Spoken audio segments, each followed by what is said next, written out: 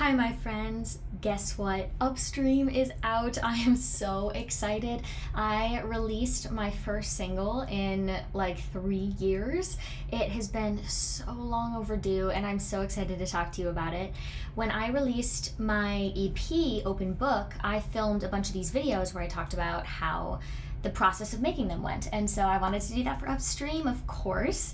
I've talked about this in so many places, just about the whole process, and like shown you some of these videos and stuff already. So it feels a little redundant. I'm gonna try to make this not too long and drawn out, but I am very excited to tell you all about it. And of course, want to answer all your questions as well if you have them. Make sure first you save Upstream to your library and put it on all your playlists, share it with all your friends, and then also subscribe to my channel, like the video, do all the things for reach, and I can't wait to tell you everything about it. Yay! Let's start with writing the song. I wrote this song in 2019.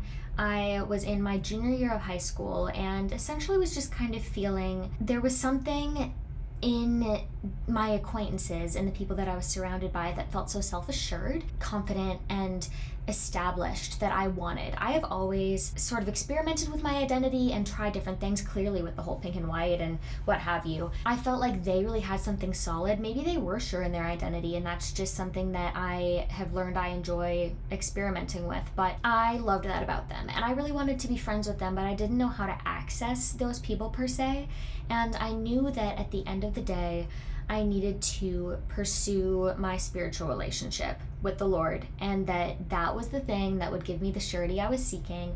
But instead, I just wanted to continue to pursue these people that I thought were so cool. So that's kind of the background of Upstream, and I'd love to read you the diary entry that I wrote Upstream from. I had written this entry a couple days prior and then really wanted to write a song. This was back when I was writing like one song every 2 months or something like that. I wrote this diary entry and just wanted to pull as many lines from the diary entry itself as I could, because I felt like I really expressed myself adequately and accurately in this diary entry. I'm going to redact the 2 names of the people, but honestly, if they asked me, I would tell them it's them. I'm having major 4 energy, as in Enneagram 4.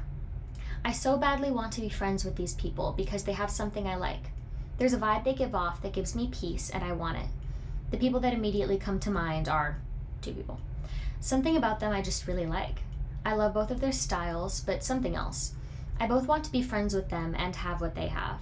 I also want to learn their flaws because I need to know that who I want to be has flaws, and that's okay. Plus, someone like them wanting to be friends with me makes me feel validated in who I am.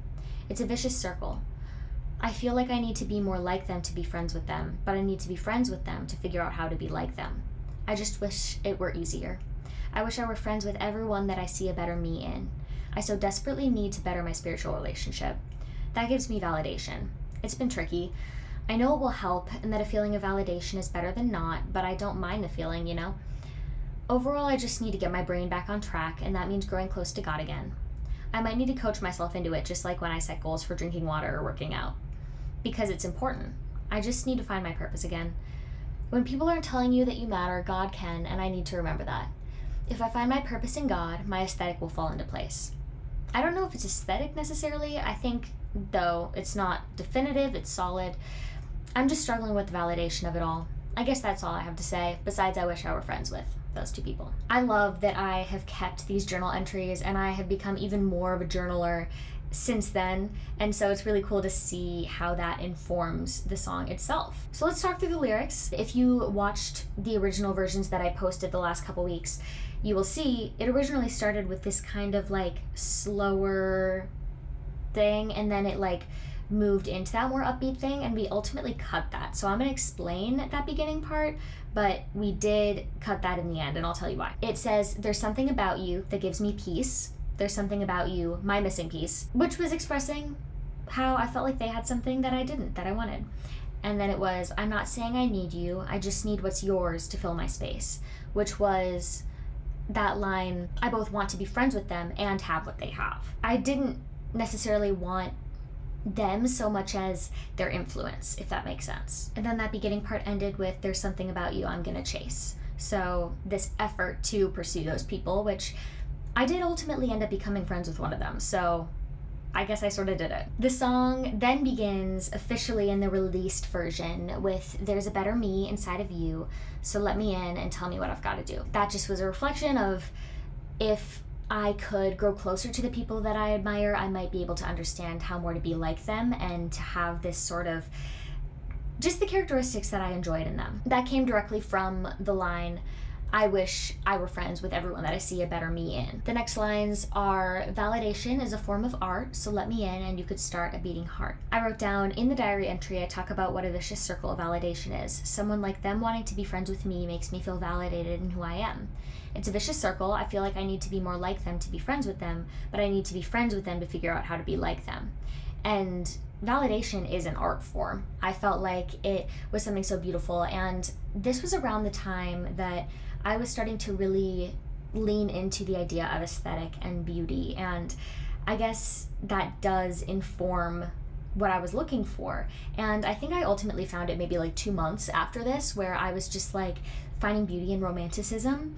I have gotten really, really good at enjoying romance in my life without another person, just finding it in the world. I think romance is not limited to mutual love. That's something I did end up discovering, but I was still working on finding that at the time. I did kind of correlate a lot of things to artwork. So then we hit the chorus. "I know I'm off the rails and I'm taking the more traveled trails, but all that matters is that I matter to him." So off the rails, obviously I'm not doing what I know I'm supposed to, what I know would be best for me, and I'm taking the more traveled trails. I'm doing what everybody else would do, which is comparing themselves to one another and looking for love in the wrong places. And then all that matters is that I matter to him, being God. And it's been really fun throughout the promotion process of this song to kind of envision other meanings of this, because I write a lot of my songs about God and my relationship with him, but I don't want to be like a Christian artist because I have so many friends who aren't on that journey, and I love them so much, and I think there still is so much truth to be found in these songs, whether or not you correlate them to God. There is so much human experience that you can find in something like this, and so it's been really cool to make edits, for example, to different stories and to see how it relates to romantic love and parental love and all of the different ways that we look for validation not where we should, because there are multiple ways to find validation that is healthy and appropriate. This is the way that I wrote it when I was younger, but I think it really just stands true to a lot of different situations. Then it's, "And though I should be kneeling, I say that I enjoy the feeling, so I guess it's still upstream that I will swim." I wrote down, "Sometimes the possibility of being a finished product feels more daunting than staying the way I am and longing to be different, so I don't mind the feeling of unmet validation." So that's kind of reflective of my desire to continue to wrestle with things because I enjoy the self-discovery. I think the part of the reason why I don't ever really commit to a certain aesthetic or identity is because I do enjoy the uncertainty of it, and it scares me to ever say that I am a complete person, I am completely finished, which obviously none of us ever are, but striving for perfection feels scary because I don't know what that would look like, and so I always try to stay one step behind that in my self-expression. Also, just the way that like we have this unexplainable desire to seek validation in the wrong places sometimes.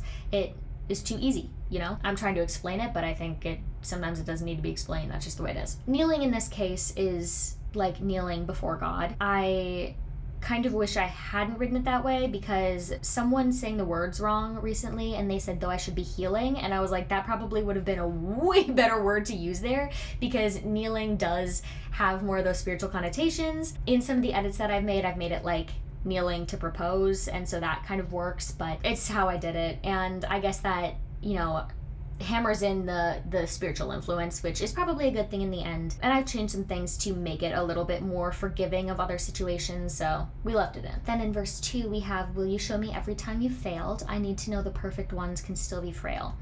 And that goes kind of back to the idea of never wanting to be a finished product, because in my eyes, I saw those people as a finished product. And I'm sure that they didn't feel that way in the slightest, but that was the way that they presented themselves. I wanted to see that they weren't perfect, that they did have flaws, and that this like finished product that they were could still be imperfect, and that maybe perfection could be achieved without having to never change again. or to never make a mistake. If you listen to me, I will smile, because maybe then I'll think that I am worth your while.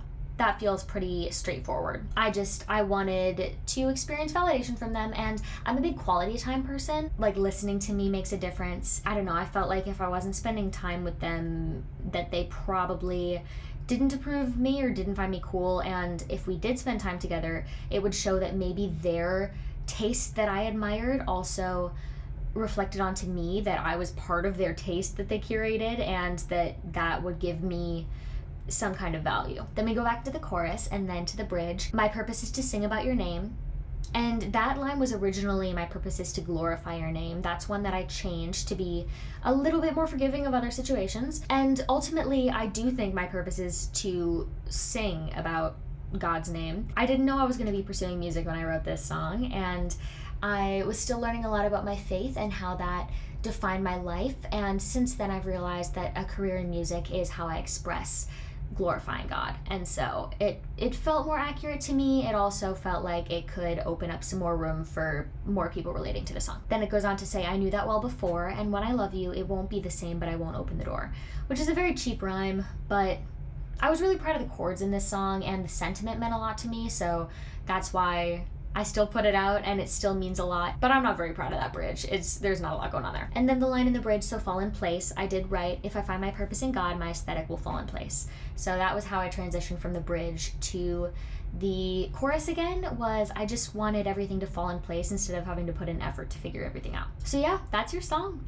That's the meaning of the whole thing. And I hope that you have been able to find a way that you resonate with it, whether or not it's the way I did. Seeking validation has been something that I have wrestled with my whole life. I know other people have too. I don't know how much you've wrestled with it. I hope that this song has shown you that we all wrestle with it. And I think I do present myself pretty confidently, at least in my speaking. And then, I write these songs that are very vulnerable and kind of show a different side of me. And so I think it is a good example of someone who presents themselves differently than they might actually be feeling, and that we can all be a little more honest about how we're feeling and more forgiving and reach out to each other as friends when we admire each other. I have a few different recordings of the process of writing this song. I definitely changed lyrics as I went. This song grew a lot. It was funny to look back at the beginning iterations of writing this song and see how kind of haphazard they were, because it has felt so established to me for so long, and I forgot how it wasn't in the beginning. In that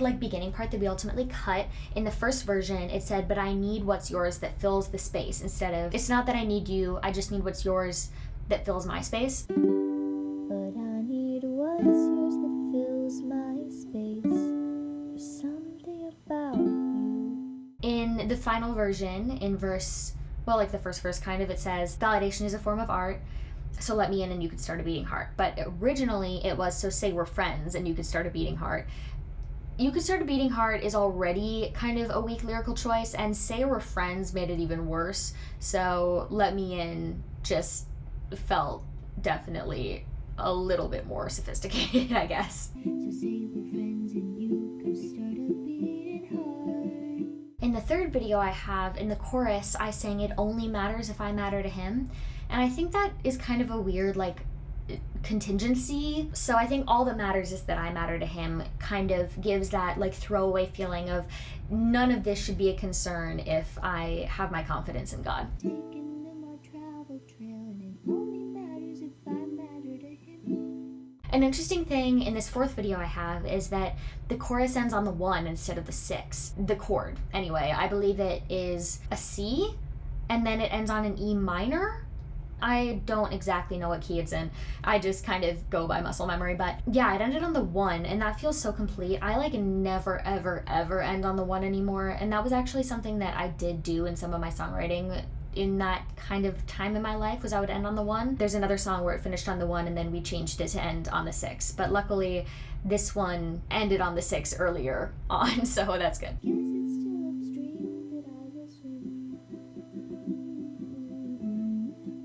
And then in these next videos, I have the way that I described it the night that I wrote it. So you can check that out, and the entire video of this is up on YouTube if you want to see the rest. This is a song I just wrote in an hour. I decided I needed to write a song, but I didn't know A lot of times it's difficult for me to start a song without having a huge major event in my life, so I decided to go to one of my diary entries I wrote like 2 or 3 days ago and just kind of try to take as many like actual quotes from that as possible. And this is what I came up with, and it's really good because I actually found like chords that are unique, which is good for me. Okay. Then these are some later iterations. This video I took when I was in New Zealand with my family. I brought my ukulele on this trip. It was really cool. We went to Australia and New Zealand in 2020. It was before COVID. I was very, very lucky and happy that we did go on this trip before COVID hit, because we never would have known. But I had written this song, and I guess I just needed something to do one day, and I recorded it, and this is from that. There's something about you I'm gonna chase. This next iteration I wrote after I got home from the time I spent in YWAM.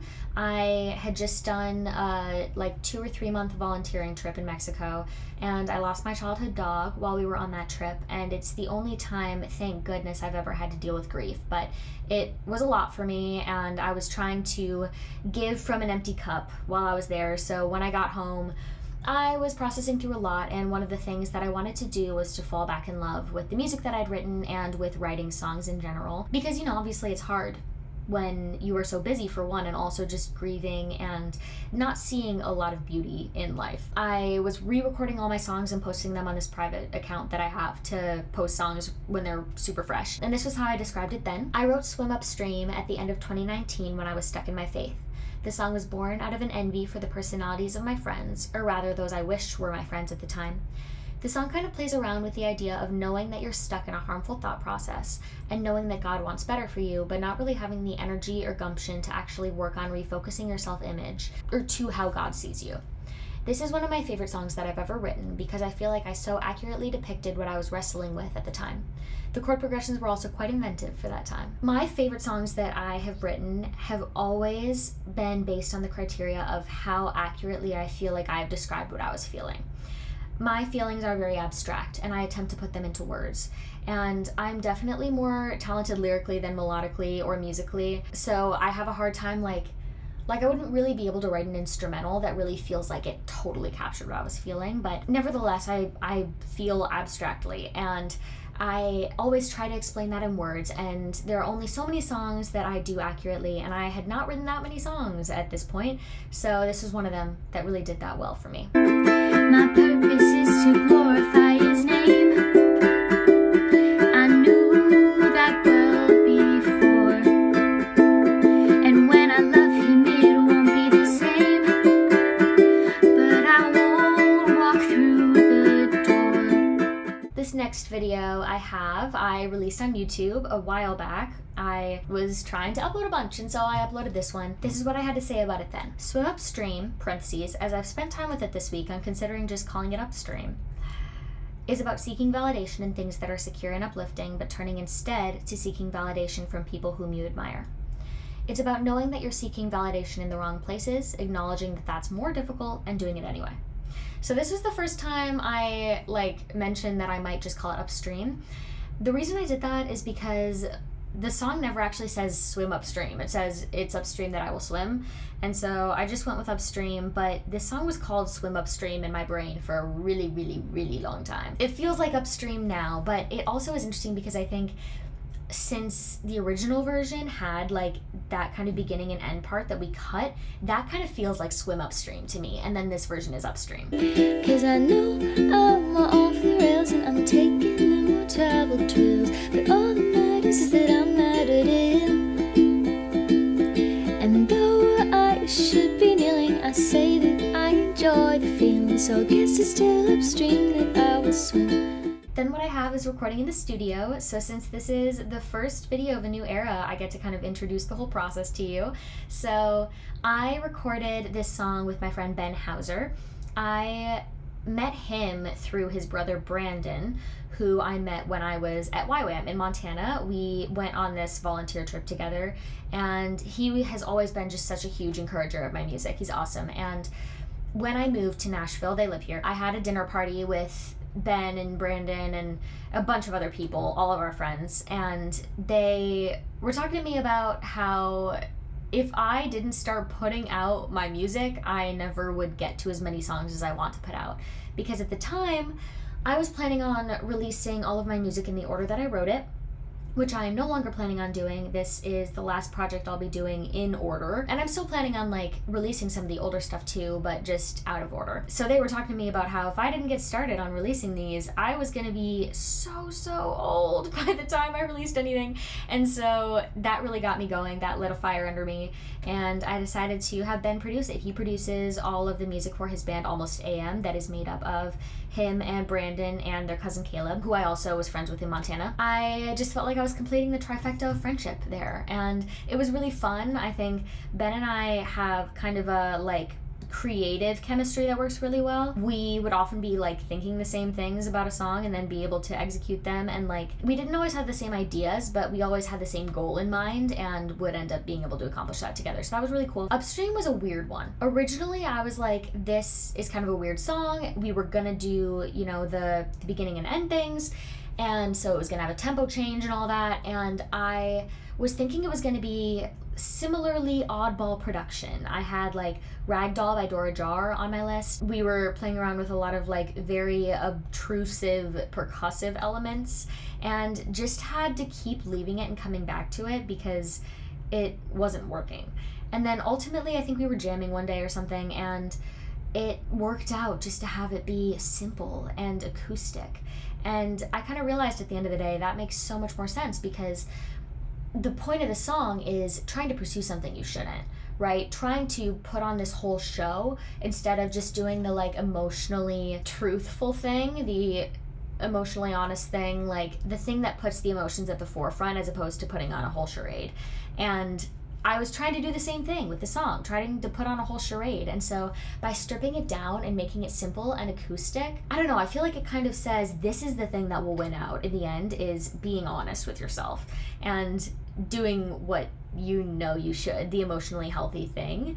Even if the lyrics are saying, no, I'm still going to swim upstream, I'm still going to make this hard on myself, the artistic element of it says, no, this is the way that you can and should go. So it was really pretty simple once we landed on that. We did the guitar. I'm really stoked about what Ben did. Unfortunately, I don't know how to play it, and that's something we're going to be amending for whatever we record after I release all the stuff we recorded, because I do not know how to play it.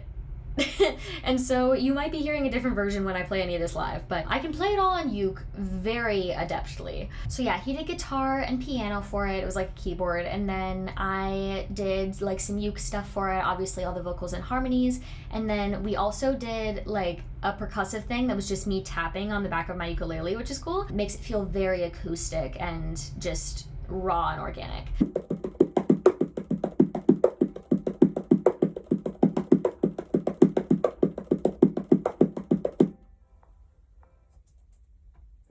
Yeah, the tone was better on that. Yeah. I also am really thankful that there was as much time as there was between writing this song and recording it, because in the original iterations, it doesn't have any of these fun runs that I ended up just kind of adding as I played this song so much over the years.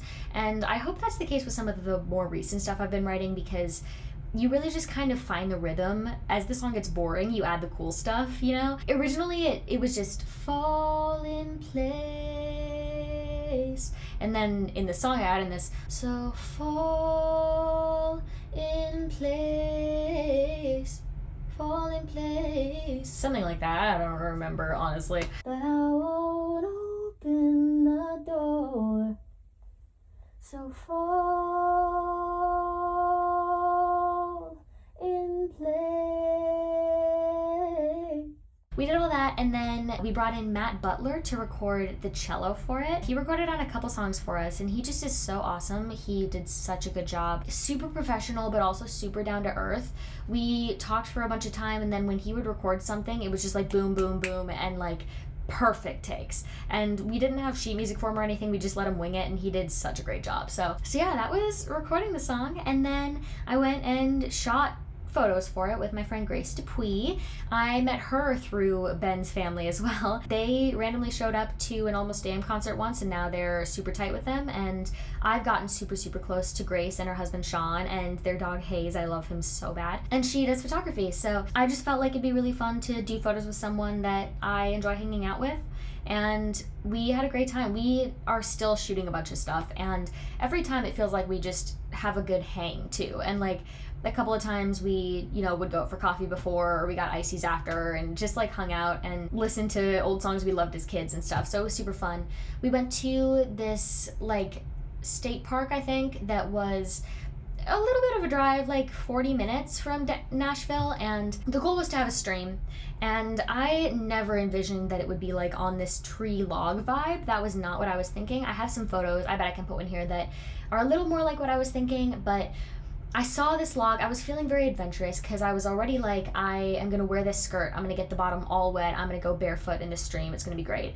And I'm sure you can tell from the way I'm talking about this, I am not a nature person. I will go outside, but I want to be fully clothed. I don't want to touch any creatures, and I definitely touched some creatures. There were definitely creatures in that water, and I just had to kind of do mind over matter, and by the end it was great. But I was like, I'm probably stepping on some tadpoles and minnows right now. Not tadpoles, but minnows for sure. It was a large creature. It looked like a scorpion. Oh no. Oh no, I didn't see it, so. You have to believe me. I believe you. It was massive. But we did it, and I felt like Rapunzel. Just smell the grass, the dirt. Yeah, no, I'm definitely more keen to reread a book a bunch of times in my tower. But anyway, I was like feeling very enabled. I was feeling very gutsy, and we saw this tree, and I was like, I want to walk on that tree. And Grace is like, okay, sure, why not? And so we did that, and it ended up being the most beautiful shot. And she sent me the photos, and I was like, I just can't not make this the cover. It's so gorgeous. I do have one thing to say. This was not going to be a single, let alone the first. I guess I'm kind of outing that I have other things recorded, so pretend that you didn't know when I announced them, but I promised myself that with this project I would pray more about all the decisions, and it has been really cool, and a lot of the things that I felt led to do have made a lot of sense in the long run when they didn't make sense when I committed to them after praying about them, so that's cool. But one of them was my release order, and I felt like I needed to put Upstream out first, and for that to be the first song on the EP. Oops, I said it. Whoops. That felt weird at first because this is definitely the least produced track on the EP, and I'm going to be putting them out in an order that was unexpected to me. Maybe not the most commercially marketable songs, but it's probably for the best because this is the direction I want to go in more than anything, and you're gonna get some songs that are more like open book for sure, but you're also getting these ones that I think are going to transition us into whatever comes next pretty well. And I am really excited about Upstream being the first one. It took a second to wrap my head around, but I really love it. That's Upstream. I hope you like it. I want to know everything about what you think about it and what you expected from it, what has surprised you, what playlists you've put it on, just everything, and I'm so excited to share more with you so soon. I did pray about the days that I release these songs, and the next one is sooner than I probably would have chosen without praying about it, so yay for you. But I hope that you really enjoy Upstream for a little while, and yeah, if you have any questions about it, please send them my way, but keep listening to it. And I'm so excited to keep doing more of that like really official music stuff, because obviously I've been here, I've been on SoundCloud, whatever else, but like we're doing the real thing now. So thank you for being here with me. I love you, and I will see you in the next one. Bye.